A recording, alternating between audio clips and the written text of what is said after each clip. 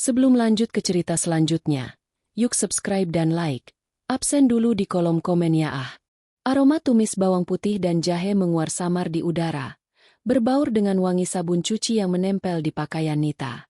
Sore itu, seperti ribuan sore lainnya, Nita sedang menyiapkan makan malam.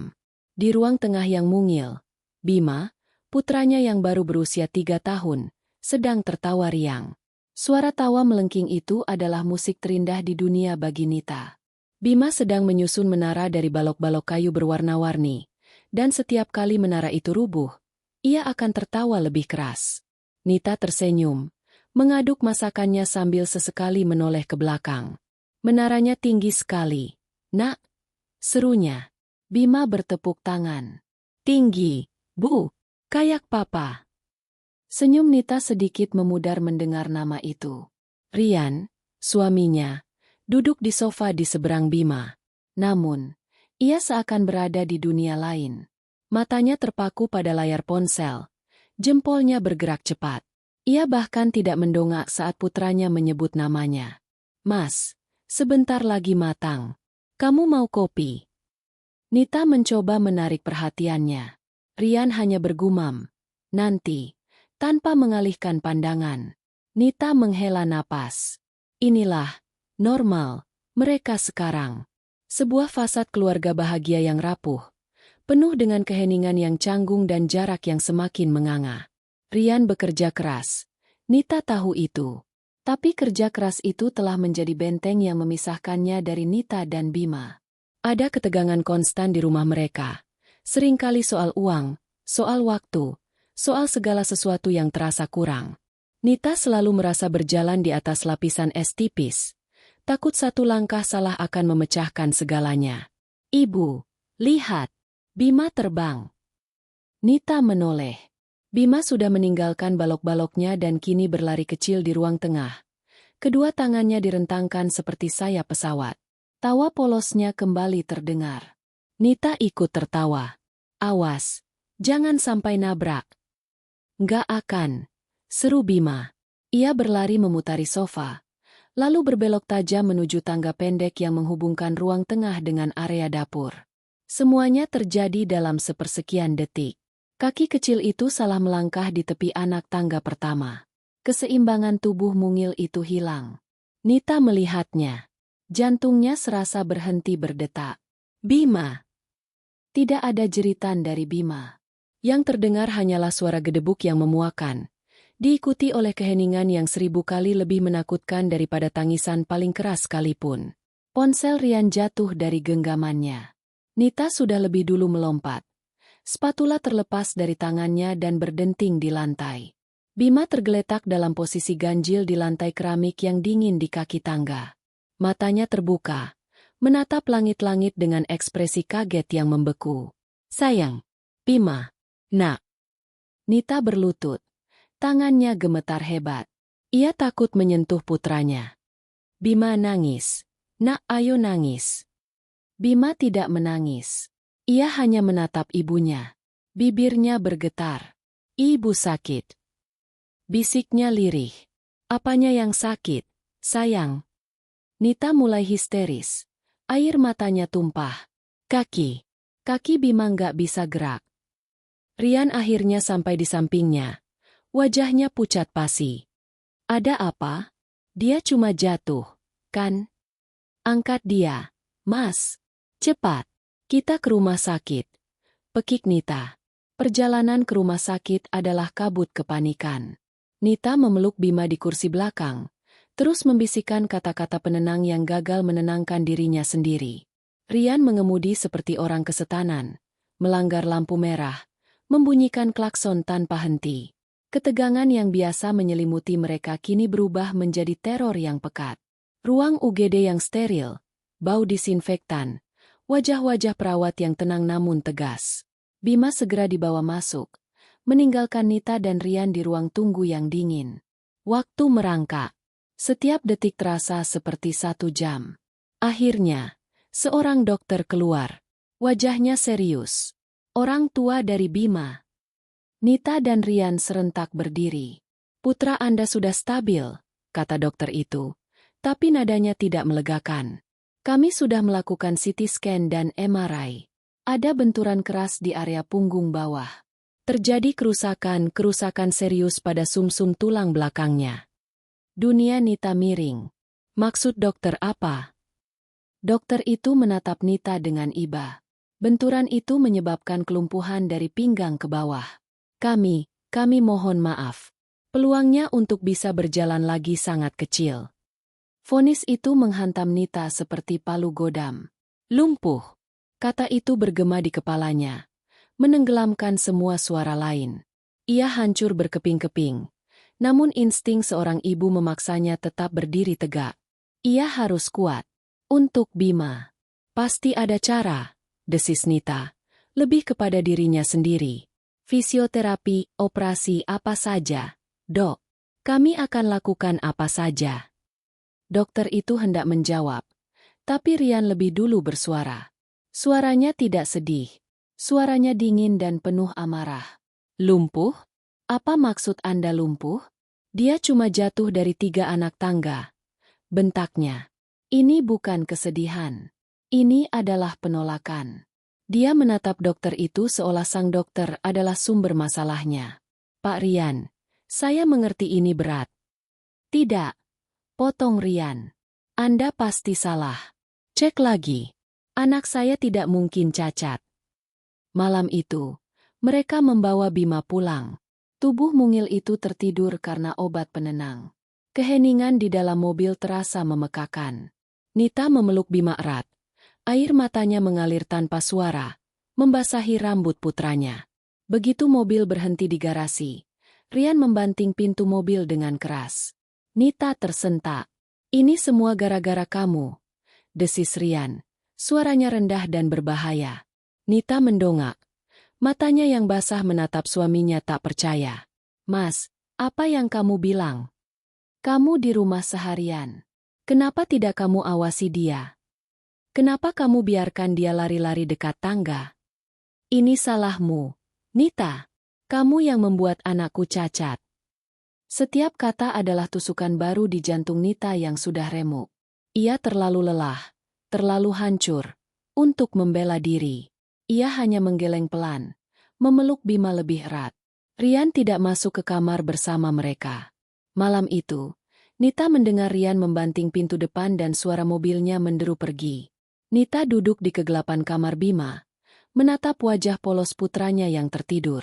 Vonis dokter, tatapan kosong Bima, dan kini tuduhan suaminya.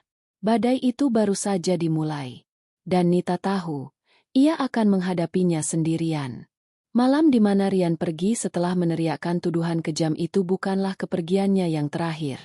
Ia kembali beberapa jam kemudian, di dini hari, menyelinap masuk seperti pencuri di rumahnya sendiri. Nita, yang terjaga di samping ranjang Bima, mendengarnya. Ia tidak mengatakan apa-apa. Tak ada lagi yang perlu dikatakan. Hari-hari berikutnya adalah neraka yang beku.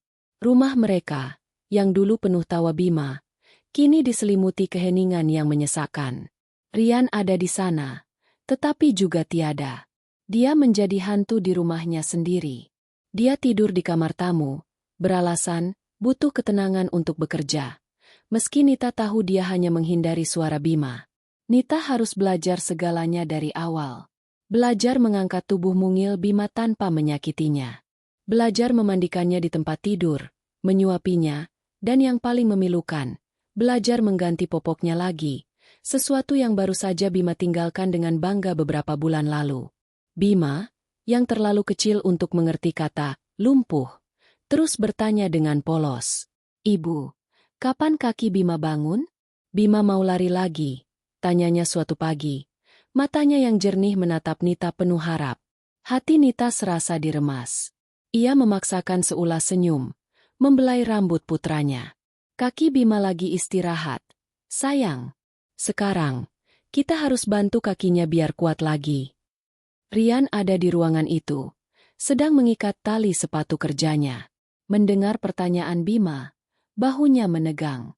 Dia bahkan tidak menoleh. Dia hanya berdiri, mengambil tas kerjanya, dan pergi tanpa sepatah kata pun.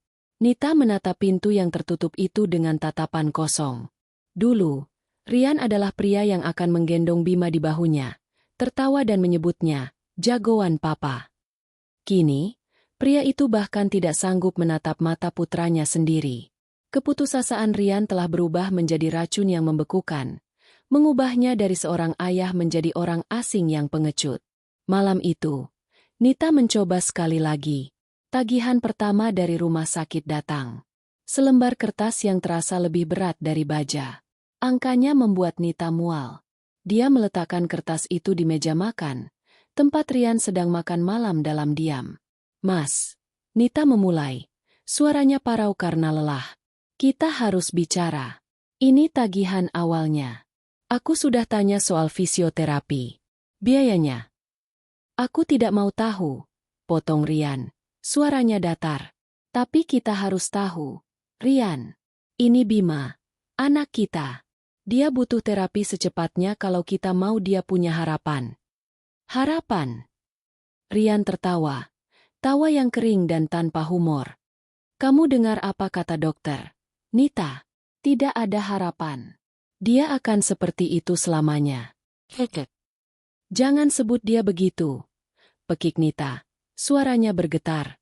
Rian berdiri, mendorong kursinya dengan kasar. Aku muak dengan semua ini. Aku muak dengan rumah sakit, muak dengan tagihan, dan muak dengan dia. Dia menunjuk ke arah kamar Bima. Nita membeku. Dia anakmu. Dia bukan anak yang aku inginkan, bentak Rian. Aku banting tulang setiap hari bukan untuk menghabiskan sisa hidupku mengurus orang lumpuh. Ini bukan hidupku. Ini bukan salahku. Lalu ini salahku? Balas Nita. Air matanya akhirnya menggenang. Rian menatapnya tajam. Matanya sedingin es. Mungkin saja. Dia membanting pintu depan, meninggalkan Nita yang gemetar di meja makan, di samping tagihan yang belum terbayar. Nita tidak tidur malam itu. Dia menangis dalam diam di samping Bima, memohon kekuatan yang ia rasa sudah habis. Kelelahan akhirnya mengalahkannya tepat sebelum fajar. Dia terbangun beberapa jam kemudian oleh sinar matahari yang menyorot paksa ke matanya. Pukul 7 pagi. Rumah itu senyap. Terlalu senyap. Mas? Panggil Nita. Tidak ada jawaban. Perasaan tidak enak yang dingin merayapi tulang punggungnya. Rian tidak pernah setelat ini untuk berangkat kerja. Nita bangkit. Kakinya kaku.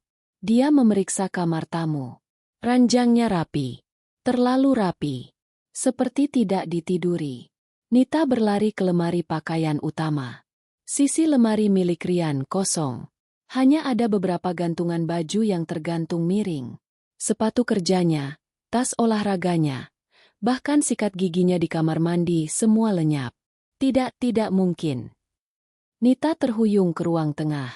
Jantungnya berdebar sangat kencang hingga terasa sakit. Lalu dia melihatnya.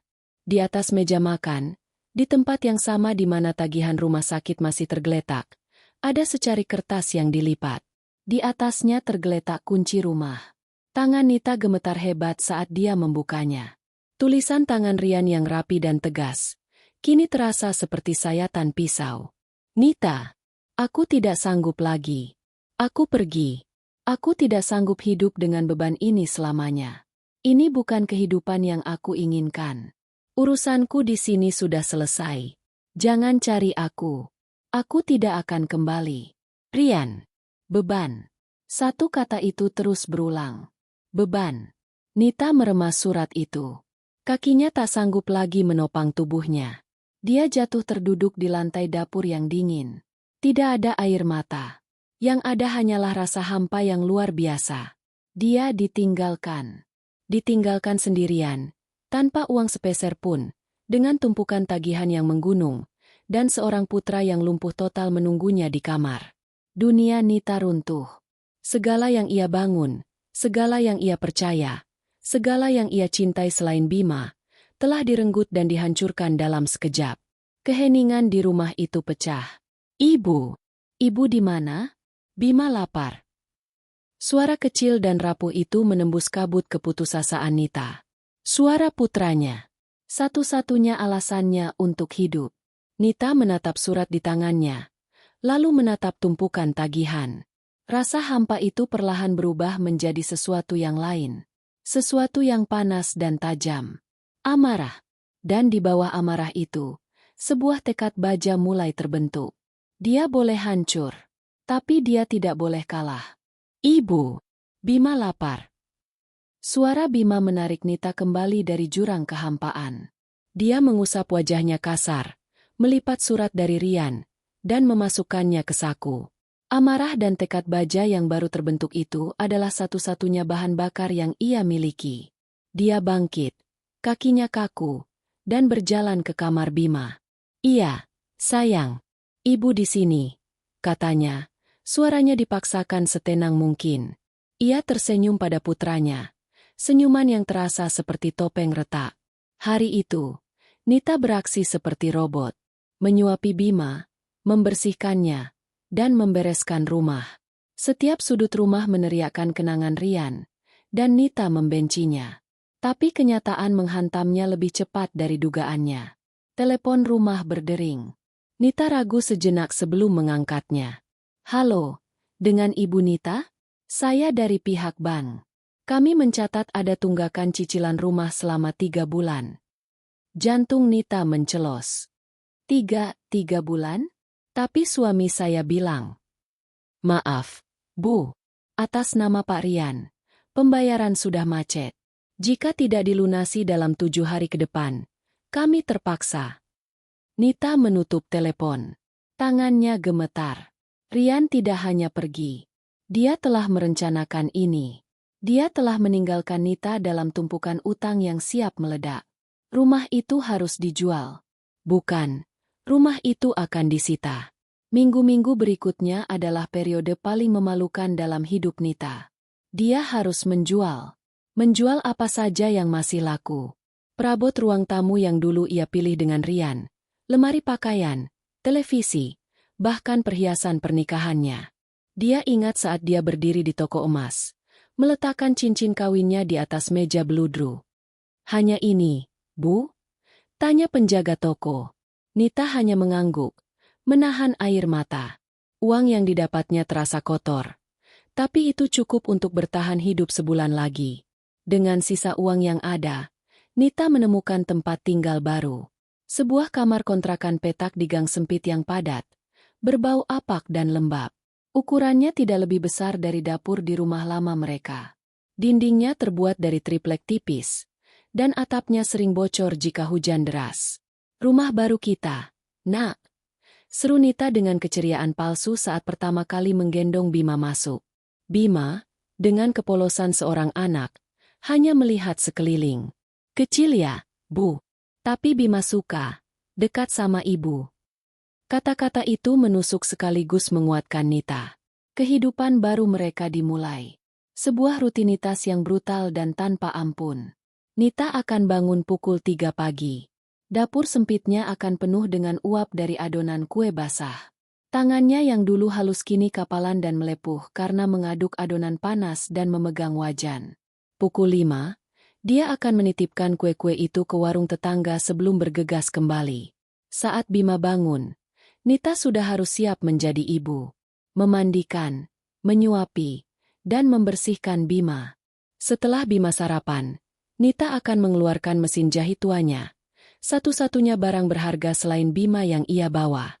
Suara derit mesin jahit menjadi musik latar kehidupan mereka. Nita menerima jahitan apa saja.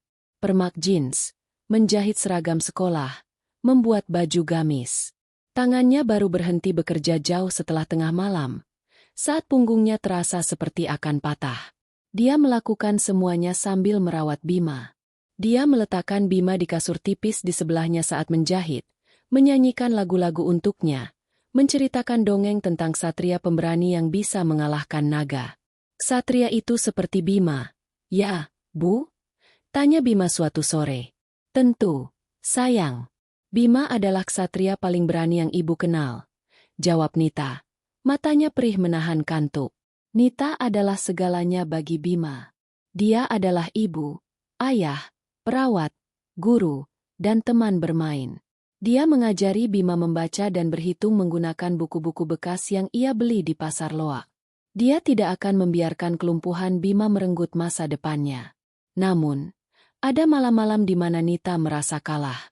Seperti malam itu, saat hujan turun deras dan atap kontrakan mereka bocor tepat di atas kasur. Nita harus memindahkan Bima ke sudut yang kering, sementara dia sendiri duduk menggigil di lantai yang basah, menampung tetesan air dengan ember. Dia menatap tumpukan kain yang belum terjahit, memikirkan uang sewa yang akan jatuh tempo. Dia lelah. Lelah fisik, lelah mental. Dia menunduk, membiarkan air matanya mengalir deras, menyatu dengan dinginnya air hujan. Dia ingin menyerah. Dia ingin menyalahkan takdir, menyalahkan Rian, menyalahkan Tuhan. Tiba-tiba, sebuah tangan kecil yang hangat menyentuh pipinya. Nita mendongak. Bima menatapnya dari kasurnya. Mata anak itu tidak menunjukkan rasa takut atau sedih. Hanya cinta yang murni. "Ibu jangan nangis," bisik Bima. "Nanti hujannya makin deras. Kan ibu yang bilang, pelangi datang setelah hujan." Nita tertegun. Putranya yang mungil, yang beban, itu baru saja menyelamatkannya dari jurang keputusasaan. Nita merangkak ke kasur, memeluk tubuh Bima erat-erat. Harum tubuh putranya adalah satu-satunya kemewahan yang ia miliki. Rasa lelahnya berganti menjadi amarah yang terfokus. Bukan amarah pada Rian, tapi amarah pada keadaan. Malam itu, di tengah suara hujan dan deru mesin jahit yang kembali ia nyalakan, Nita bersumpah. Dia membelai kaki Bima yang diam dan tak bertenaga. "Dengar, nak," bisiknya. Suaranya serak namun mantap. "Mereka bilang kamu tidak bisa jalan. Ayahmu meninggalkan kita karena dia percaya itu." Nita menatap mata Bima, menanamkan keyakinannya pada putranya. "Tapi mereka salah. Kamu dan ibu, kita akan buktikan mereka salah. Apapun yang terjadi, seberat apapun jalannya, ibu bersumpah, ibu akan membuatmu berjalan lagi." Bima, yang tidak mengerti sepenuhnya beratnya sumpah itu, hanya tersenyum dan mengangguk. "Bima mau jalan lagi, Bu." Bima mau peluk ibu sambil berdiri. Nita mencium kening putranya. "Pasti, sayang. Kamu pasti akan bisa." Perjuangan mereka baru saja menemukan tujuannya. Sumpah yang diucapkan Nita malam itu, di tengah deru hujan dan suara mesin jahit, adalah sebuah janji suci. Tapi keesokan paginya, di bawah cahaya matahari yang brutal, sumpah itu terasa naif. Cinta dan tekad saja tidak bisa memperbaiki sumsum tulang belakang yang rusak. Dia butuh bantuan. Dia butuh ilmu. Uang hasil jualan kue dan upah jahitannya ia kumpulkan keping demi keping. Semuanya habis untuk sewa kontrakan dan makanan bergizi seadanya untuk Bima. Untuk fisioterapi profesional di rumah sakit besar, itu adalah kemewahan yang mustahil. Nita pernah menelepon salah satu klinik, dan harga untuk satu sesi terapi saja setara dengan penghasilannya selama 2 minggu. Tapi Nita tidak menyerah. Dia memandikan Bima pagi itu, menggerakkan kaki-kaki mungil itu dengan lembut. "Kita harus cari cara, nak," bisiknya. Dia mulai bertanya. Dia bertanya pada ibu-ibu di pasar, pada pelanggan jahitannya, pada siapa saja yang mau mendengarkan. Kebanyakan menggeleng prihatin. "Sudah, ikhlaskan saja, Mbak Nita," kata seorang tetangga. "Fokus saja besarkan dia apa adanya." Nita hanya tersenyum pahit. Mereka tidak mengerti. Suatu sore, saat Nita sedang mengantarkan jahitan ke rumah pelanggan yang agak jauh, dia melewati sebuah bangunan tua yang sederhana. Di depannya ada papan nama yang sudah pudar. "Yayasan Harapan Kita, Klinik Terapi Anak." Jantung Nita berdebar. Dia ragu. Tempat seperti ini biasanya mahal. Tapi rasa putus asanya lebih besar dari rasa takutnya. Sambil menggendong Bima yang terbungkus kain jarik, Nita melangkah masuk. Tempat itu kecil, tapi bersih. Ruang tunggunya penuh dengan anak-anak berkebutuhan khusus dan orang tua mereka yang berwajah lelah namun penuh harap. Nita mendaftarkan diri. Suaranya gemetar. Setelah menunggu hampir 2 jam, nama mereka dipanggil. "Pasien Bima." Nita masuk ke sebuah ruangan kecil yang diisi dengan matras, bola-bola terapi, dan palang sejajar. Di sana, seorang pria berusia akhir 40-an dengan kemeja batik pudar menyambutnya dengan senyum teduh. "Saya Aris, Bu. Terapis di sini," katanya. "Silakan, baringkan Bima di matras." Nita melakukannya. Tangannya sedikit gemetar. Pak Aris mulai memeriksa Bima dengan gerakan yang cekatan dan profesional. Dia mengangkat kaki Bima, mengetuk lututnya, mencubit pelan telapak kakinya. Wajahnya serius. Bima menatap pria itu dengan mata ingin tahu. Tidak takut. "Sudah berapa lama, Bu?" tanya Pak Aris. "Hampir setahun, Pak," jawab Nita lirih. "Dan suaminya?" Mata Nita berkaca-kaca. "Pergi sejak Bima divonis." Pak Aris menghela napas panjang. Tatapannya melembut. "Ibu Nita, saya harus jujur. Vonis dokter di rumah sakit itu benar. Kerusakannya parah. Di area lumbar. Ini sangat berat." Nita menunduk. "Jadi, tidak ada harapan, Pak?" "Saya tidak bilang begitu," kata Pak Aris. "Saya bilang ini berat. Peluangnya kecil. Tapi, kecil, bukan berarti nol. Yang harus Ibu tahu, 20% adalah terapi di sini, 80% adalah kerja keras Ibu di rumah." Saya tidak punya uang, Pak," bisik Nita malu. Pak Aris tersenyum. "Yayasan ini berjalan di atas donasi. Ibu bayar seikhlasnya. Mau bayar dengan doa juga tidak apa-apa. Yang saya butuhkan dari Ibu adalah komitmen." Air mata Nita tumpah. Untuk pertama kalinya dalam setahun, dia menangis bukan karena putus asa, tapi karena lega. "Sementara saya bicara dengan Ibu," kata Pak Aris. "Bima dari tadi memperhatikan poster di dinding, ya?" Nita menoleh. Bima memang sedang menatap tajam sebuah poster anatomi tulang belakang manusia. "Bima tahu itu gambar apa?" tanya Pak Aris, menguji. Bima menunjuk. "Itu tulang belakang. Yang warna merah itu, yang dekat pantat, itu yang sakit punya Bima. Namanya vertebrae lumbar." Pak Aris dan Nita tertegun. Bima baru berusia 4 tahun. "Sayang, kamu tahu dari mana?" tanya Nita tak percaya. "Kan Ibu yang belikan buku gambar badan manusia." Bima baca.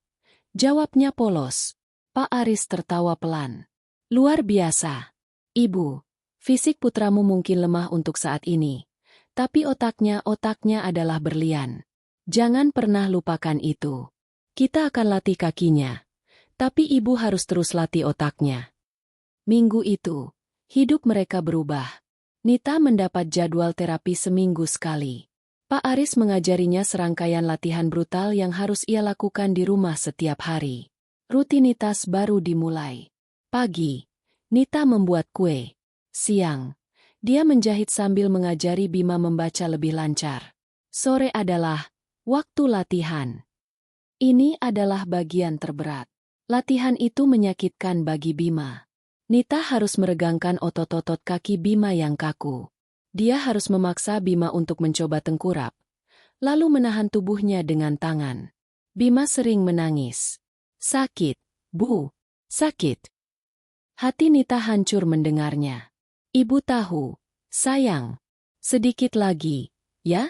Ksatria Ibu kan kuat." "Kuat," isak Bima. Tapi dia tidak pernah menyerah. Dia akan menggigit bibir bawahnya. Wajahnya memerah karena menahan sakit, tapi dia tetap berusaha. Nita bekerja 2 kali lebih keras. Upah jahitnya kini ia sisihkan untuk membeli telur dan susu, memastikan Bima mendapat protein untuk membangun ototnya. 2 bulan berlalu. Belum ada keajaiban. Kaki Bima masih terkulai. Tapi sesuatu telah berubah. Tubuh bagian atas Bima menjadi lebih kuat. Lengannya kini berotot. Dia bisa mendorong tubuhnya dari posisi tidur ke posisi duduk sendiri, tanpa bantuan Nita. Itu adalah kemenangan kecil pertama mereka. "Lihat, Bu." Bima duduk sendiri. Serunya bangga suatu sore. Nita, yang sedang menjahit, langsung menjatuhkan kainnya. Dia menatap putranya yang kini duduk tegak di atas kasur, tersenyum lebar. Nita menghambur memeluknya. Anak pintar. Anak hebat. Di kontrakan sempit itu, di tengah tumpukan kain dan bau adonan kue, sebuah titik cerah telah muncul. Perjalanan masih ribuan mil jauhnya, tapi Nita tahu mereka sudah mengambil langkah pertama. Kemenangan kecil Bima yang bisa duduk sendiri menjadi titik balik. Itu adalah bukti nyata pertama bahwa usaha mereka tidak sia-sia. Pak Aris, saat melihatnya di sesi terapi berikutnya, mengangguk-angguk puas. Luar biasa, Bu Nita. Terus paksa tubuh bagian atasnya. Lengannya adalah kakinya untuk saat ini. Rutinitas brutal itu berlanjut. Bulan berganti bulan. Nita menjadi ahli terapi dadakan, mempelajari setiap jengkal otot putranya. Kontrakan petak mereka kini dipenuhi alat bantu sederhana yang ia buat sendiri. Botol-botol air mineral diisi pasir untuk dijadikan barbel kecil. Seutas tali karet ia pasang di tiang pintu untuk Bima latihan menarik. Lagi, Bima. 10 kali lagi. Seru Nita. Suaranya tegas namun penuh cinta. Sakit, Bu, tangan Bima capek. Keluh Bima. Napasnya terengah-engah. Keringat membasahi dahinya. Capek itu tandanya ototmu bekerja. Capek itu tandanya kamu makin kuat. Ayo, ksatria ibu. Bima akan memejamkan mata, berteriak kecil, dan menarik tali itu dengan sisa tenaganya. Nita tidak pernah membiarkannya menyerah. Tapi dia selalu ada untuk memeluknya begitu latihan selesai. Nita juga semakin giat bekerja. Pesanan jahitannya menumpuk. Reputasinya sebagai penjahit yang rapi dan cepat tersebar di kampung itu. Dia kini bisa menyisihkan sedikit uang. Bukan untuk kemewahan, tapi untuk gizi Bima. Telur, hati ayam, dan tempe menjadi menu wajib. Dia sendiri seringkali hanya makan nasi dengan garam dan sisa kuah sayur Bima. 1,5 tahun berlalu sejak Rian pergi. Bima kini berusia 5 tahun. Lengan dan dadanya bidang, kontras dengan kaki-kakinya yang masih kurus dan diam. Keajaiban kedua terjadi di suatu sore yang gerah. Nita sedang melakukan rutinitas peregangan kaki Bima. Ini adalah bagian yang paling dibenci Bima. Nita harus menarik dan menekuk kaki Bima untuk mencegah ototnya memendek dan kaku permanen. Seperti biasa, Bima mengeluh kesakitan. Sakit, Bu. Sudah, Bu. Sebentar lagi. Sayang. Ini yang di telapak kaki, kata Nita. Sambil meregangkan pergelangan kaki Bima, Nita iseng menggaruk telapak kaki kiri putranya dengan kukunya, agak keras. Ah, ah. Bima tiba-tiba berteriak kaget. Tubuhnya terlonjak. Nita membeku. Kenapa? Nak? Sakit sekali. Bima menatap ibunya. Matanya terbelalak tak percaya. Napasnya tertahan. Ibu geli. Jantung Nita serasa berhenti berdetak. Apa, Bima? Geli, Bu. Ibu tadi geli. Tangan Nita gemetar. Dia menatap telapak kaki Bima. Kaki yang sudah setahun lebih diam seperti mati rasa. Dengan ragu, Nita menggaruknya lagi di tempat yang sama. Bima tertawa. Dia tertawa dan mencoba menarik kakinya.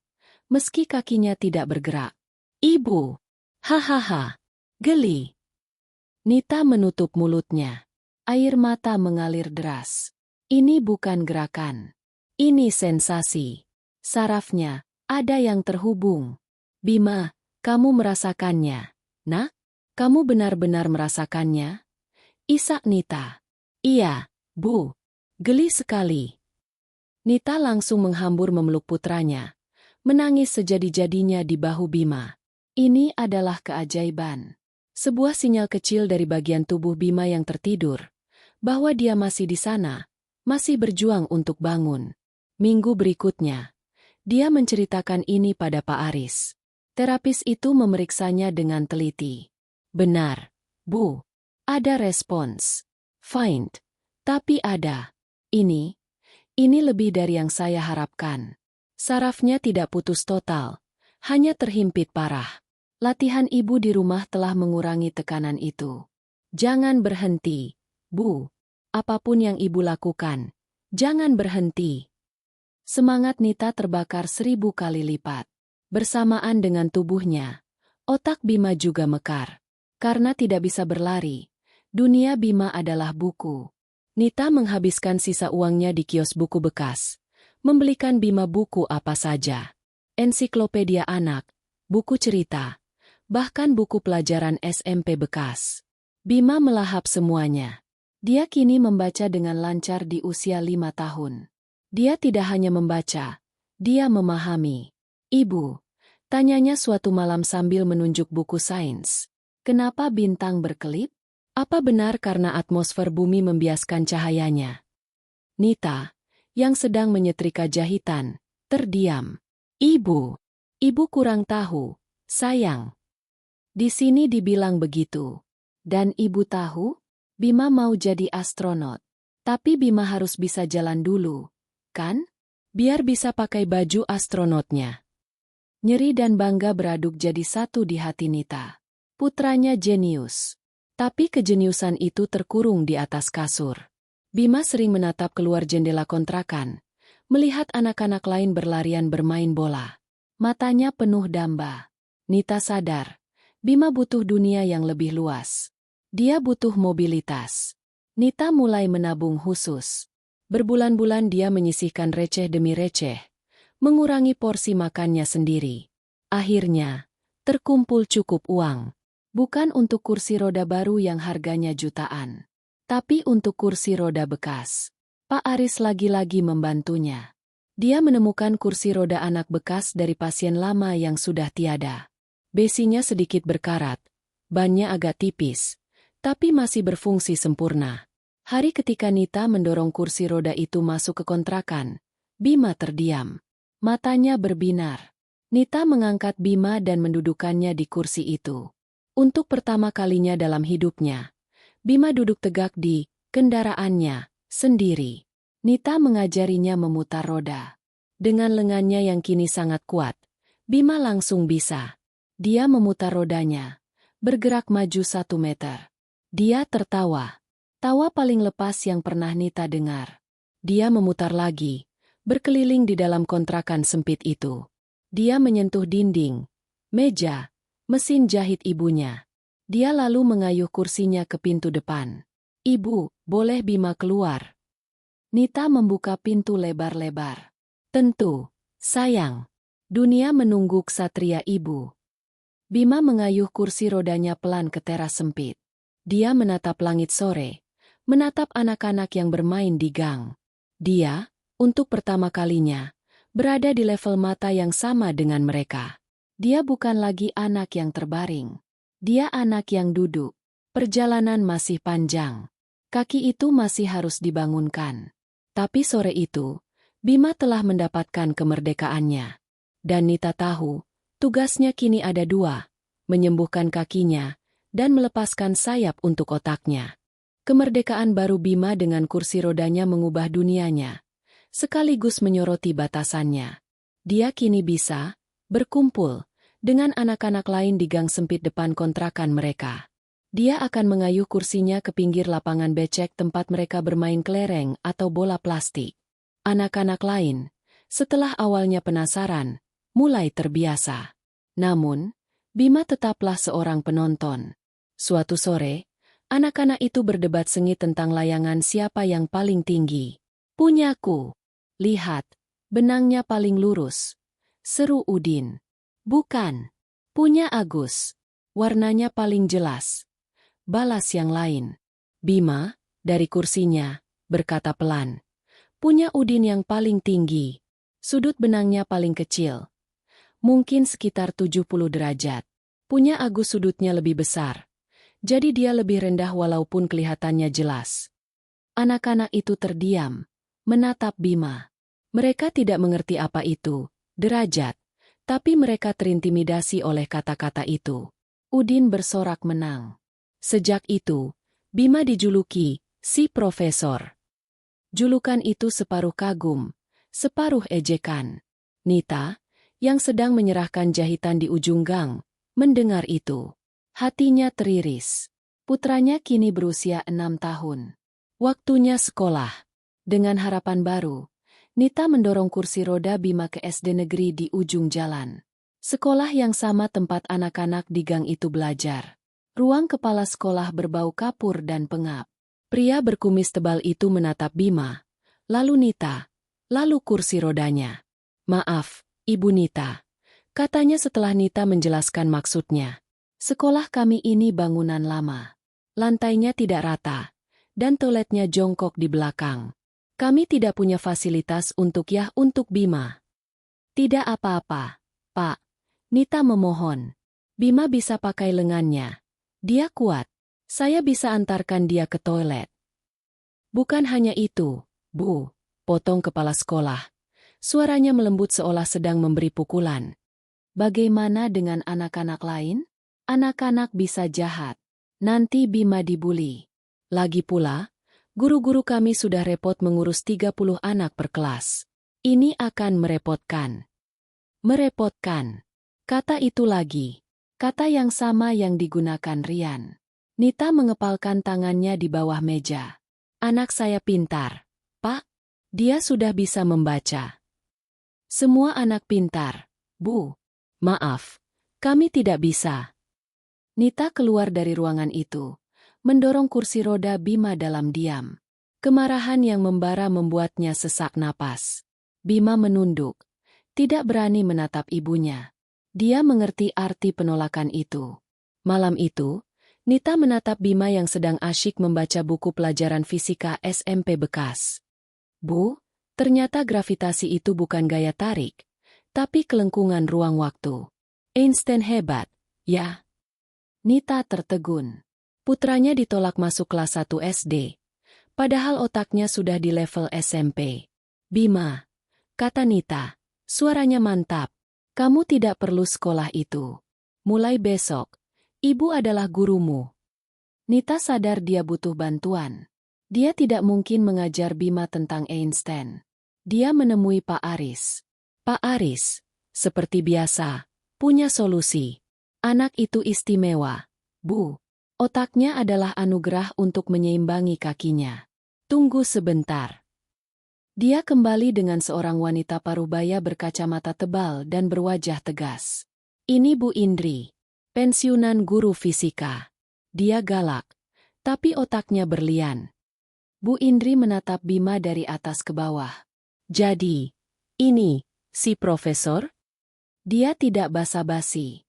Dia langsung memberi Bima soal matematika. Soal cerita level kelas 5. Bima menjawabnya dalam 3 menit. Bu Indri mengangkat alis. Dia memberi soal lagi. Dan lagi. 1 jam kemudian, Bu Indri menatap Nita. "Anak ini dia tidak normal, Bu." Jantung Nita mencelos. "Maksud Ibu?" "Otaknya terlalu cepat. Dia bosan," kata Bu Indri. Wajah tegasnya merekah menjadi senyuman tipis. "Dia adalah tantangan yang saya butuhkan sejak saya pensiun. Saya akan bantu." Dimulailah era baru. Bu Indri tidak mengajar Bima setiap hari. Dia datang seminggu sekali untuk memberi ujian dan setumpuk materi baru. Nita yang menjadi guru utamanya, belajar di malam hari agar bisa mengajari Bima di siang hari. Kontrakan mereka kini penuh dengan rumus-rumus yang tertulis di kertas karton bekas. Sementara otaknya diasah, tubuhnya terus ditempa. Sensasi, geli, itu telah merambat. Bima kini bisa merasakan cubitan pelan di pahanya. Pak Aris berkata ini saatnya. Dia butuh leg braces, kaki penyangga. Dia harus mulai menahan berat badannya sendiri. Harganya? Setara dengan penghasilan Nita selama 6 bulan. Nita tidak gentar. Dia mengambil lebih banyak pesanan. Ironisnya, dia memenangkan tender untuk menjahit seragam satu angkatan untuk SD yang telah menolak Bima. Nita menjahit dengan air mata dan dendam yang produktif. Dia tidur hanya 3 jam sehari. Tangannya kapalan, punggungnya kaku. 6 bulan kemudian, dia meletakkan setumpuk uang tunai di depan Pak Aris. Braces itu terbuat dari logam dan plastik keras. Dipasang dari paha Bima hingga pergelangan kakinya. Berat dan kaku. Sekarang, kata Pak Aris, bagian tersulit. Nita menabung lagi, Kali ini untuk membayar tukang las di ujung gang. Dia meminta dibuatkan palang sejajar sederhana dari besi bekas, yang dipasang di depan teras kontrakan mereka. Hari pertama Bima mencoba berdiri adalah neraka. Nita mengangkat Bima, yang kini berusia 7 tahun, dari kursi rodanya. Dia mengunci braces itu di lutut Bima. Pegang palangnya. Nak, kuatkan tanganmu. Bima memegang palang itu. Angkat badanmu, Bu. Perintah Pak Aris yang datang mengawasi. Nita menahan pinggul Bima, membantunya berdiri. Untuk pertama kalinya, Bima berdiri tegak di atas kakinya sendiri. Dia terengah-engah. Seluruh berat tubuhnya bertumpu pada lengannya yang mencengkeram palang besi. Kaki-kakinya yang terbungkus logam hanya menempel di tanah. Bima berdiri. Bisiknya tak percaya. Dia kini bisa menatap ibunya lurus. Sekarang, geser tangan kananmu, kata Pak Aris. Bima patuh. Sekarang, ayunkan pinggulmu. Perintahkan kaki kirimu maju. Bima menggeram. Dia mencoba. Tidak ada yang terjadi. Lagi, bentak Nita. Suaranya lebih keras dari biasanya. Sakit, Bu. Berat. Bima tidak bisa. Bima mulai menangis. Keringat membanjiri wajahnya. Kamu bisa, teriak Nita. Perintahkan kakimu. Jangan menyerah. Bima meraung, campuran antara frustrasi dan rasa sakit. Dia mengayunkan pinggulnya dengan sekuat tenaga. Kaki kirinya, yang terbungkus brace, bergeser maju 5 senti. Dia terdiam. Nita menahan napas. Bima, kamu melangkah, bisik Nita. Air matanya jatuh ke tanah berdebu. Itu bukan langkah yang indah. Itu adalah ayunan yang dipaksakan. Tapi itu adalah sebuah langkah.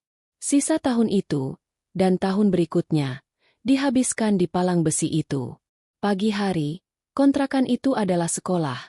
Penuh dengan suara Nita mengajar aljabar dan Bu Indri menguji fisika. Sore hari, tempat itu adalah pusat rehabilitasi. Penuh dengan teriakan Bima dan Nita yang menghitung. 1, 2, ayo, Bima, 3.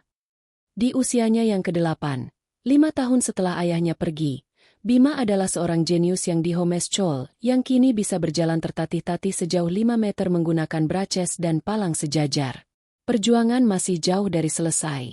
Tapi mereka telah memenangkan pertempuran yang mustahil. 6 tahun telah berlalu sejak malam Rian menghilang. 6 tahun penuh keringat, air mata yang tak terhitung, dan kemenangan-kemenangan kecil yang diraih dengan perjuangan berdarah-darah. Dunia Nita dan Bima telah berubah total. Kontrakan petak yang sempit dan pengap itu kini hanya kenangan. Nita telah mengubah bakat menjahitnya menjadi sebuah bisnis. Nita Modes, sebuah butik kecil namun terhormat, kini berdiri di ruko 2 lantai yang ia sewa di pinggir jalan raya. Lantai bawah adalah toko dan ruang kerja. Tempat Nita kini dibantu oleh 2 orang pegawai. Lantai atas adalah tempat tinggal mereka yang sederhana namun jauh lebih layak. Mesin jahit Nita tak lagi hanya 1. Kini ada 4 mesin di ruang kerjanya. Berderu lembut, menjahit pesanan kebaya dan gaun dari pelanggan yang semakin banyak. Nita, di usianya yang baru menginjak awal 30-an, memancarkan aura ketegasan dan kompetensi. Kelembutan masih ada di matanya, tapi kini dilapisi baja. Bima kini berusia 9 tahun. Dia bukan lagi bayi mungil yang terkulai pasrah. Latihan tanpa henti bersama Pak Aris dan Nita telah mengubahnya. Tubuh bagian atasnya kuat dan tegap, hasil dari ribuan kali push-up dan memutar roda kursi. Namun, dia sudah jarang memakai kursi rodanya. Setelah braces dan palang sejajar, Nita menabung untuk sepasang forearm crutches, kruk lengan bawah, yang ringan. Dengan alat bantu itu, Bima kini bisa berjalan. Langkahnya memang tidak normal, lambat, diseret, dan membutuhkan konsentrasi penuh serta kekuatan lengan yang luar biasa. Tapi itu adalah langkahnya sendiri. Dia bisa mengambil minumnya sendiri. Dia bisa ke kamar mandi sendiri. Dia bisa menuruni tangga dari kamar mereka ke toko dengan hati-hati. Namun, jika fisiknya adalah keajaiban dari kerja keras, otaknya adalah keajaiban dari anugerah. Di bawah bimbingan Bu Indri, Bima telah melompat jauh. Di usianya yang ke-9, dia baru saja memenangkan medali emas Olimpiade Sains Nasional tingkat SMP, mengalahkan peserta lain yang usianya belasan tahun. Foto Bima, tersenyum canggung sambil memegang piala yang lebih besar dari tubuhnya, dengan kruk tersandar di kursinya, dimuat di koran lokal. Nita membingkai artikel itu dan memajangnya dengan bangga di dinding toko. Bima Aditya, sang jenius keterbatasan. Bima benci judul itu. Sore itu adalah sore yang sibuk. Nita sedang sibuk memasang payet pada kebaya pelanggan penting. Kedua pegawainya fokus pada mesin jahit masing-masing. Di sudut toko, di meja belajarnya, Bima sedang tenggelam dalam sebuah buku tebal. Di sampulnya tertulis, Dasar-dasar Fisika Kuantum. Kruknya tergeletak rapi di sampingnya. Suasana damai dan produktif itu pecah oleh suara rem mobil yang berhenti mendadak di depan toko. Itu bukan suara yang biasa. Bukan angkot. Bukan motor. Ini adalah suara mobil mewah. Sebuah sedan hitam mengilap. Jenis yang biasa dipakai pejabat atau orang kaya baru. Parkir tepat di depan, Nita Modes. Nita mengangkat kepalanya. Alisnya berkerut. Tetangga dari toko kelontong sebelah sampai menjulurkan kepala. Penasaran. Pintu mobil terbuka. Seorang pria melangkah keluar. Dia mengenakan setelan jas abu-abu mahal yang pas di badan. Sepatu kulitnya berkilau. Di pergelangan tangannya, sebuah jam tangan emas memantulkan cahaya matahari sore. Dia tampak lebih gemuk, lebih berisi, dan wajahnya memancarkan kesuksesan duniawi. Pria itu memandang berkeliling. Tatapannya sedikit merendahkan lingkungan kumuh yang belum pernah ia kunjungi lagi selama 6 tahun. Lalu, matanya terpaku pada papan nama, Nita Modes. Lonceng kecil di atas pintu berdenting. Nita mengangkat wajah, siap menyambut pelanggan. Selamat sore. Cari apa, P? Kata-katanya membeku di tenggorokannya. Gunting di tangannya terjatuh ke lantai keramik, menimbulkan bunyi, klang, yang memekakan. Waktu seakan berhenti. Kedua pegawainya menoleh. Bima mengangkat kepalanya dari buku. Di depannya, berdiri Rian. Nita nyaris tidak mengenalinya. Pria kurus dan frustrasi yang dulu mengeluh soal cicilan motor kini telah tiada. Ini adalah Rian yang baru. Rian yang sukses. Tapi mata itu, mata yang sama. Mata pengecut yang menatapnya ngeri di rumah sakit. 6 tahun lalu. Rian menatap Nita. Dia melihat wanita yang dulu menangis itu kini menatapnya dengan wajah pucat pasi, namun tanpa air mata. Matanya dingin seperti es. Rian tersenyum miring, sebuah senyum yang tidak mencapai matanya. Dia melangkah masuk, membiarkan pintu tertutup di belakangnya. Nita, Nita, aku tidak menyangka, katanya, suaranya berat dan penuh percaya diri palsu. Ternyata benar kata orang. Kamu sekarang jadi juragan, ya? Toko bagus. Nita tidak bisa berbicara. Tenggorokannya tercekat. Seluruh tubuhnya gemetar, bukan karena takut, tapi karena gelombang kemarahan yang tiba-tiba menyapu bersih kedamaian yang telah ia bangun. Pandangan Rian beralih dari Nita, mengamati toko itu, lalu berhenti di sudut ruangan. Dia melihat Bima. Dia melihat anak laki-laki kurus berkacamata tebal yang menatapnya dengan tatapan ingin tahu yang tajam. Dia melihat kruk yang tergeletak di samping meja. Senyum miring Rian berubah menjadi seringai tipis. Dia seolah tidak melihat bingkai koran di dinding, atau buku fisika kuantum di meja. Dia hanya melihat kruk itu. Dia berjalan mendekati Bima, mengabaikan Nita yang membatu. Bima sedikit memundurkan kursinya, merasa tidak nyaman dengan aura pria asing ini. Rian berhenti 1 meter di depan Bima. Dia bahkan tidak menatap wajah Bima. Dia menatap kaki Bima yang terbalut celana katun. Lalu, dia berbalik menghadap Nita, dan dengan nada paling ringan, paling merendahkan, dia mengucapkan kalimat yang telah ia siapkan. Jadi, bagaimana kabar anak cacatmu itu? Keheningan yang menyusul terasa memekakan telinga. Suara mesin jahit berhenti. Napas Nita tertahan. Ini dia. Badai itu telah kembali. Pria yang telah menghancurkan hidup mereka, kini kembali untuk menaburkan garam di atas luka lama. Sebelum Nita sempat mengambil guntingnya yang terjatuh, sebelum dia sempat berteriak, sebuah suara kecil namun jernih memecah keheningan. "Permisi, Bapak," kata Bima. Matanya yang tajam menatap lurus ke wajah Rian. "Nama saya Bima. Bukan anak cacat." "Dan Anda siapa?" Pertanyaan Bima yang tenang dan dingin menggantung di udara, lebih tajam dari gunting Nita yang tergeletak di lantai. "Permisi, Bapak. Nama saya Bima. Bukan anak cacat." "Dan Anda siapa?" Rian tertegun. Mulutnya yang tadi menyeringai, kini sedikit terbuka. Dia tidak menyangka akan mendapat respon seperti itu. Dia mengharapkan tangisan, atau anak pemalu yang bersembunyi di belakang ibunya. Bukan ini. Bukan tatapan mata yang stabil dan cerdas di balik kacamata tebal itu. Dia mencoba tertawa. Suara yang keluar terdengar serak dan dipaksakan. "Hahaha, galak sekali. Tentu saja kamu tidak ingat aku. Aku ini. Dia ayahmu, Bima." Suara Nita memotong ucapan Rian. Datar, dingin, dan tanpa getar. Nita telah mengambil kembali guntingnya, bukan untuk menyerang, tapi untuk digenggam erat di sisinya. Seluruh tubuhnya yang tadi gemetar kini dia mematikan. Dia Rian. Pria yang lari dari rumah sakit 6 tahun lalu karena dia tidak sanggup punya anak yang tidak sempurna. Lanjut Nita. Matanya terkunci pada Rian. Bima tidak menunjukkan keterkejutan. Dia hanya mengangguk pelan, seolah sepotong teka-teki yang hilang kini telah ditemukan. Dia terus menatap Rian, menganalisisnya. Wajah Rian memerah, campuran antara malu karena terekspos di depan pegawai Nita dan amarah. "Nita, jaga mulutmu. Aku datang baik-baik." "Baik-baik." Nita tertawa sinis.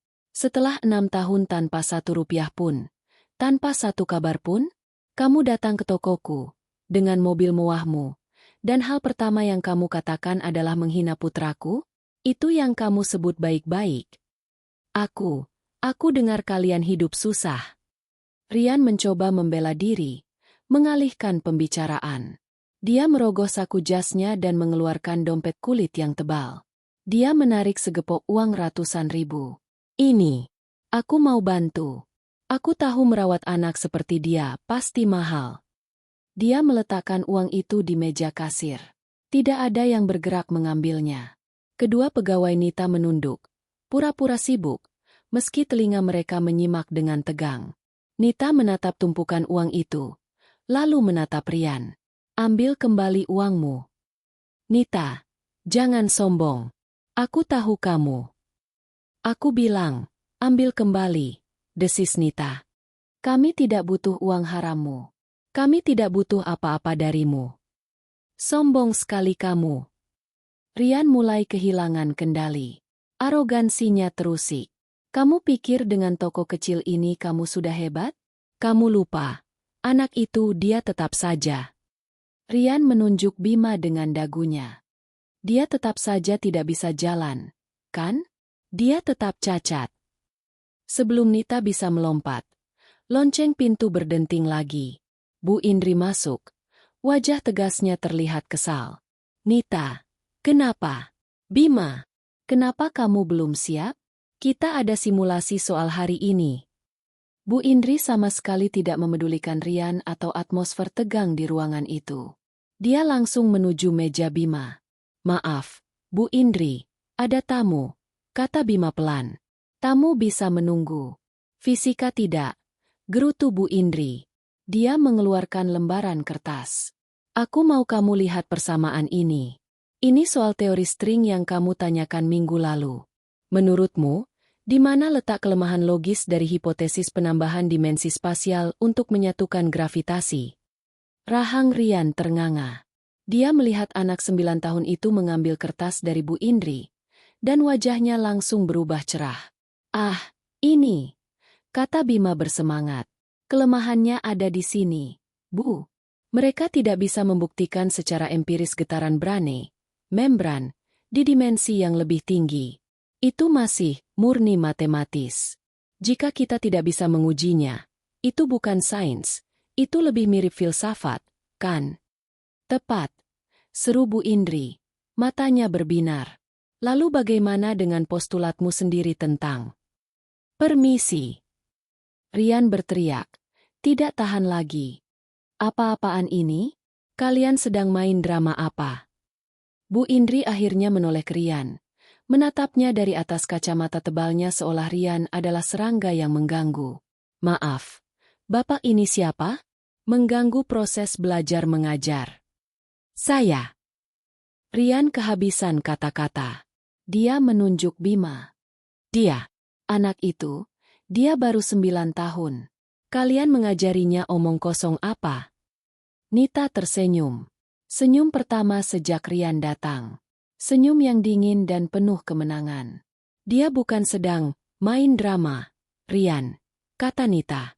Dia berjalan ke dinding dan menunjuk bingkai koran yang tadi diabaikan Rian. Anakku, Bima Aditya, pemenang medali emas Olimpiade Sains Nasional tingkat SMP. Dia mengalahkan anak-anak usia 15 tahun. Dia diundang beasiswa oleh 3 sekolah internasional. Rian membaca judul berita itu. Matanya membelalak tak percaya. SMP. Tapi dia apa? Rian? Cacat? Potong Nita. Oh, ya. Kakinya memang lemah. Tapi otaknya. Nita menepuk kepala Bima dengan sayang. Otaknya bekerja untuk menutupi kekurangan 10 orang sepertimu. Rian terguncang. Dia mundur selangkah. Pria sukses yang tadi penuh percaya diri itu kini terlihat bingung. Dia menatap Bima, lalu Nita, lalu Bu Indri. Ini semua salah. Skenario di kepalanya tidak seperti ini. Dia datang untuk menyelamatkan mereka, untuk menunjukkan kemurahan hatinya, mungkin untuk mengambil Bima jika perlu. Tapi dia tidak siap menghadapi ini. Kamu pasti bohong, gumam Rian. Aku tidak perlu berbohong padamu, kata Nita. Nadanya kembali serius. Aku tahu kenapa kamu di sini. Dan itu bukan karena kamu tiba-tiba jadi ayah yang baik. Apa maksudmu? Kamu pikir aku bodoh? Kamu pikir aku tinggal di kampung ini dan tidak tahu apa-apa? Nita melangkah mendekati Rian, memaksanya mundur lagi. Kamu menikah lagi, kan? Sekitar 4 tahun lalu. Dengan anak bos batubara. Hidupmu enak. Rian. Mobil mewah. Jas mahal. Rian memucat. Dari mana kamu tahu? Dunia ini sempit, Rian. Lanjut Nita. Suaranya menusuk. Tapi ada satu masalah. Pernikahanmu yang kaya raya itu tidak menghasilkan apa-apa. Sudah 4 tahun. Kosong. Mata Rian memancarkan ketakutan. Istri barumu mulai tidak sabar. Nita seakan membacakan vonis. Keluarganya mulai menekanmu. Mereka mengira kamu rusak. Kamu mandul. Dan kamu takut dia akan menceraikanmu, membuangmu kembali ke selokan tempat kamu berasal. Cukup, Nita. Jadi kamu datang ke sini, teriak Nita. Bukan untuk Bima. Kamu datang untuk dirimu sendiri. Kamu butuh anakku. Anak yang kamu buang sebagai bukti. Bukti bahwa kamu jantan. Bukti bahwa kamu tidak cacat. Kamu mau membawanya ke istrimu dan berkata, lihat, aku bisa punya anak. Masalahnya ada di kamu, bukan di aku. Keheningan total memenuhi toko. Rian bersandar ke dinding. Napasnya memburu. Dia telah ditelanjangi. Motif busuknya dibongkar habis di depan semua orang. Bima, yang telah mendengarkan semua itu dengan mata terbelalak, akhirnya berbicara lagi. Suaranya tidak lagi dingin. Kini ada nada jijik yang jelas di dalamnya. Jadi, Bapak, katanya, menatap lurus ke mata Rian. Ibu saya benar? Anda butuh saya. Hanya untuk membuktikan bahwa Anda sendiri tidak mandul. Bima berhenti sejenak, lalu menambahkan. Ironis sekali, ya? Anda dulu membuang saya karena takut saya cacat. Sekarang Anda kembali karena Anda takut. Andalah yang cacat. Ucapan Bima yang terakhir. Anda kembali karena Anda takut. Andalah yang cacat. Menusuk Rian lebih dalam dari apapun yang Nita katakan. Itu adalah kebenaran yang diucapkan dengan logika dingin seorang ilmuwan, bukan sekadar ledakan emosi. Rian terengah. Dia bersandar di dinding. Jas mahalnya kini terasa panas dan mencekik. Dia menatap Bima, anak yang seharusnya menjadi validasinya, yang kini malah menjadi hakim yang menjatuhkan vonis padanya. Dalam kepanikannya, Rian mencari-cari kelemahan. Dia harus memegang kendali lagi. Dia sudah kalah dalam perdebatan intelektual. Dia sudah kalah dalam perang moral. Hanya ada satu hal tersisa yang bisa ia serang. Satu hal yang kasat mata. Omong kosong. Bentak Rian. Suaranya putus asa. Kalian semua menipuku. Kamu. Dia menunjuk Bu Indri. Guru tua gila. Lalu dia menunjuk Nita. Dan kamu pelacur sombong yang merasa hebat dengan toko rongsokan ini. Nita maju selangkah. Tangannya terkepal. Tapi Bu Indri menahannya. Rian tertawa liar. Tawa seseorang yang sudah terpojok. Medali emas? Fisika kuantum? Siapa yang peduli? Dia menunjuk tajam ke arah kaki Bima. Semua itu tidak ada gunanya. Tidak ada gunanya jika kamu bahkan tidak bisa. Jika kamu bahkan tidak bisa berdiri di kakimu sendiri, kamu tetap saja lumpuh. Kamu tetap saja cacat. Itu adalah serangan terakhirnya. Peluru terakhir yang ia miliki, yang ia tembakkan dengan membabi buta. Keheningan yang mencekam menyelimuti toko. Kedua pegawai Nita menahan napas. Bu Indri menatap Rian dengan tatapan muak. Lalu, Nita melakukan sesuatu yang tidak terduga. Dia tersenyum. Bukan senyum dingin atau sinis. Itu adalah senyum yang tenang, percaya diri, dan penuh kemenangan. Senyum seorang ratu yang baru saja melakukan skakmat. Bima, kata Nita lembut. Suaranya membelah keheningan. Tunjukkan pada ayahmu. Rian mengerutkan kening. Tunjukkan apa? Bima menatap ibunya, lalu mengangguk. Dengan gerakan yang tenang dan terukur, Bima meletakkan bukunya di meja. Dia meraih kedua kruk lengan bawahnya yang tergeletak di samping. Rian mengamatinya dengan tatapan mengejek. Ya, bagus. Ambil krukmu. Seperti orang tua. Bima tidak menggubrisnya. Dia menyelipkan lengannya ke penyangga kruk. Dia mencondongkan tubuhnya ke depan, menanamkan kedua kruk itu dengan kuat di lantai. Lalu, dengan erangan pelan yang menunjukkan usaha luar biasa, Bima mendorong tubuhnya. Dia berdiri. Kakinya, yang terbalut braces di balik celana katunnya, tampak kaku. Tapi dia berdiri tegak. Dia menatap Rian lurus di mata. Kini posisinya sejajar. Mata Rian membelalak. Seringai di wajahnya membeku. Lalu perlahan luntur. Kamu. Nita mengangguk ke arah pintu. Jalan. Nak, tunjukkan padanya. Bima menarik napas dalam-dalam. 1. Bisiknya pada diri sendiri. Dia mengayunkan kruk kanannya ke depan. 2. Kruk kirinya menyusul. 3. Dia mengayunkan tubuhnya, menyeret kedua kakinya yang kaku ke depan, melewati kruknya. Langkah demi langkah. Tap, tap, Swiss. Tap, tap, Swiss. Itu bukan langkah yang anggun. Itu adalah demonstrasi brutal dari kemauan yang mengalahkan materi. Setiap langkah adalah perjuangan yang terlihat jelas. Keringat mulai mengumpul di dahi Bima. Otot-otot di lengan dan bahunya menonjol, menahan seluruh berat tubuhnya. Tapi dia berjalan. Dia berjalan dari mejanya. Melintasi Rian yang membatu. Melintasi tatapan tak percaya pria itu. Dia terus berjalan, perlahan namun pasti, melintasi ruang toko. Dia tidak berhenti sampai dia mencapai etalase depan. Dia berbalik dengan susah payah. Gerakan yang membutuhkan beberapa kali penyesuaian kruk. Dia kini berdiri di antara Rian dan pintu keluar. Menghalangi jalan keluarnya. Rian benar-benar syok. Lututnya lemas. Dia menatap kaki Bima, lalu kruknya, lalu wajah Bima yang berkeringat namun penuh tekad. Ini bukan anak lumpuh yang ia bayangkan.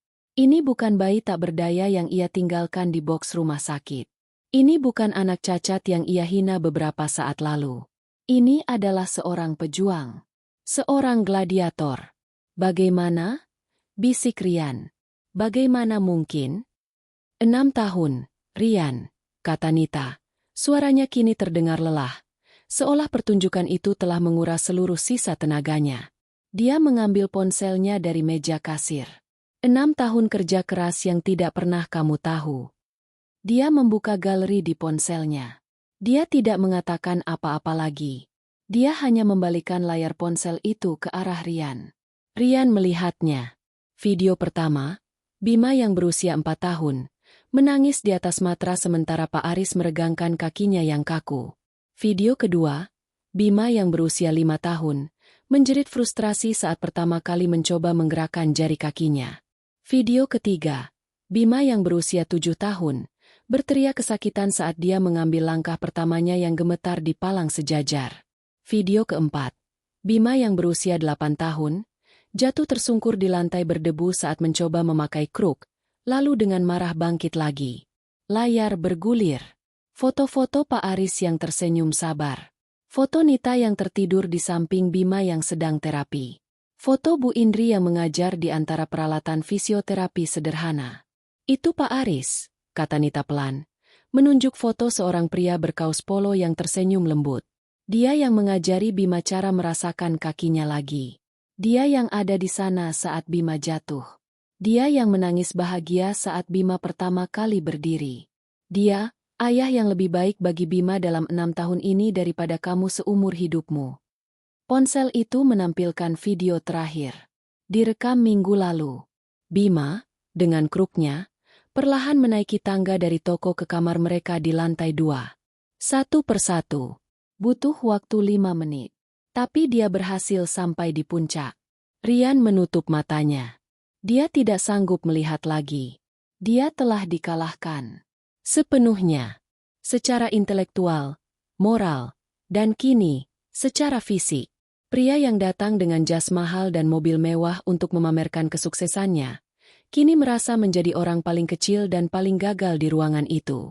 Dia telah meninggalkan sepotong batu bara, dan tanpa dia, batu bara itu telah ditempa oleh tekanan yang luar biasa menjadi berlian. Berlian yang kini menyilaukan matanya. Aku. Rian tidak tahu harus berkata apa. Pergi, kata Nita. Nita, aku. Pergi. Suara Nita naik 1 oktav. Ambil uangmu dari meja kasir itu. Dan pergi dari hidup kami. Rian menatap uang yang tergeletak di meja. Uang yang tadi ia lempar dengan sombong. Kini uang itu terasa seperti sampah. Dia tidak berani menyentuhnya. Pergi, ulang Bima. Suaranya lelah namun kokoh. Dia masih berdiri di antara Rian dan pintu. Rian menatap putranya. Putranya yang jenius. Putranya yang bisa berjalan. Putranya yang membencinya. Dengan sisa-sisa harga diri yang compang-camping, Rian berjalan memutari Bima. Dia tidak berani menatapnya. Dia membuka pintu. Lonceng berdenting mengejeknya. Dia masuk ke dalam sedan hitamnya. Nita, Bima, dan Bu Indri menyaksikan dalam diam saat mobil itu menyala, berputar balik dengan kikuk, dan melesat pergi, membawa serta bayangan masa lalu yang kelam. Begitu sedan hitam Rian menghilang di tikungan jalan, keheningan yang ditinggalkannya terasa berat dan memekakan. Tap, tap, please. Bima, dengan napas yang masih terengah dan keringat membasahi wajahnya, perlahan berjalan kembali ke kursinya. Saat dia hampir sampai, tubuhnya bergetar hebat. Energi yang tadi menopangnya, campuran adrenalin dan amarah, habis seketika. Kruknya terlepas dari genggamannya. Dia akan jatuh. Bima. Nita melompat, bersamaan dengan Bu Indri. Mereka menangkapnya tepat waktu. Memapahnya duduk kembali ke kursi. Bima terkulai lemas. Wajahnya pucat. Dia telah menggunakan setiap ons kekuatan yang dia miliki untuk pertunjukan terakhir itu. Nita berlutut di depannya. Tangannya gemetar saat dia mengusap rambut Bima yang basah oleh keringat. Dia menatap Bu Indri. Matanya berkaca-kaca. Bu Indri meletakkan tangan keriputnya di bahu Nita. Sudah selesai, Nita. Sudah berakhir. Kalian menang. Nita menarik napas dalam-dalam, lalu berdiri. Dia berjalan ke meja kasir dan mengambil segepok uang yang ditinggalkan Rian. Dia memandangnya sejenak, seolah itu adalah benda paling kotor di dunia. Mbak Tika, panggil Nita pada salah satu pegawainya yang masih pucat. Besok pagi, tolong antarkan semua uang ini ke panti asuhan di ujung jalan. Atas nama hamba Allah. Saya tidak sudi menyentuhnya. Dia kembali ke Bima, yang sudah sedikit tenang. Kamu hebat, nak. Kamu luar biasa. Bima tersenyum lelah. Dia tidak akan kembali lagi, kan, Bu? Tidak akan, kata Nita tegas. Dia sudah melihat apa yang dia buang. Dia tidak akan sanggup melihatnya lagi. Bu Indri menepuk-nepuk kepala Bima. Baiklah, jenius kecil. Pelajaran hari ini cukup. Kamu baru saja menghadapi monster sungguhan dan kamu tidak berkedip. Itu pelajaran yang lebih berharga dari fisika manapun. Sekarang istirahat. Malam itu, Nita memeluk Bima di tempat tidur. Tidak ada lagi mimpi buruk. Untuk pertama kalinya dalam 6 tahun, babak masa lalu itu benar-benar terasa telah ditutup. 6 bulan kemudian, Nita Modes semakin ramai. Nita baru saja memenangkan tender untuk membuat seragam sebuah hotel berbintang di kota. Ruko 2 lantai itu kini resmi menjadi miliknya, bukan sewaan lagi. Sore itu, suasana di toko sedikit berbeda.